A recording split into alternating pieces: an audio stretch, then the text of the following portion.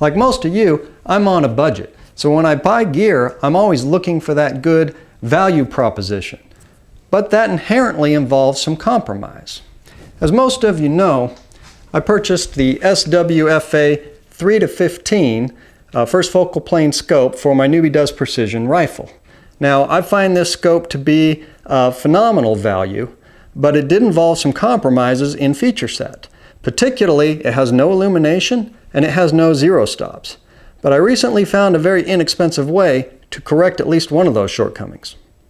Now, of course, we can't do anything about the illumination. So this fix was found on Sniper's Hide forums and is to give this scope a zero stop. Of course, what happens is when you're dialing up and down for different ranges, it's very easy to forget what revolution you're on, and it makes it difficult to come back and find your zero. At any rate, this was very cheap. It's $22. So far has gotten very good results. Shipping was fast. It did arrive a couple days ago, and here it is in this simple envelope. The only thing inside is these shims. Okay, so what we have here is 4 Delrin shims that have been cut to length. They're marked 1, +1, 1/2, and +1/4. And the idea is that this will be your base shim. I believe that's a 3-turn shim, and then these will correspond to additional revolutions, and that's all explained in Tim's video that I'll link. So what we're going to do here is turn the scope all the way down to bottom it out and carefully count revolutions. So we're on the 0, and this scope is zeroed at 100 yards. So we're going to come on down. There's 0, there's 1. 0 again, there's 2. There's 0 again, that's 3.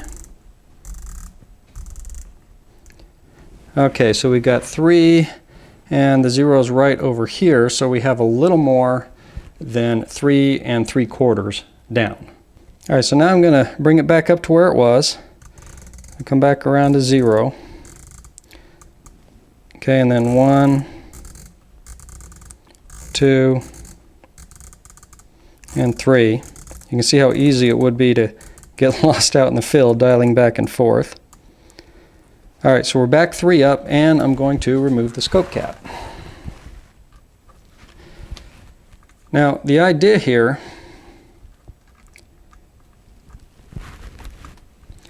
is I want to add the combination of shims that's going to bottom out or give me a zero stop just a little below my 0. Since I'm mostly going to be dialing up, but might occasionally need to dial down, I want a little bit of room there. So I had 3 and a little more than 3/4. So I'll try to go ahead and put that in. So I'm going to start with this one. It just sits right on top of there. And then I'll do the 1/2. And the 1/4.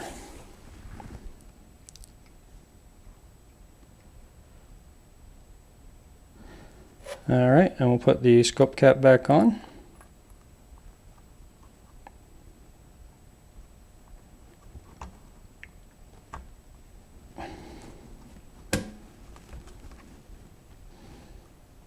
Okay, and I'll tighten that back down.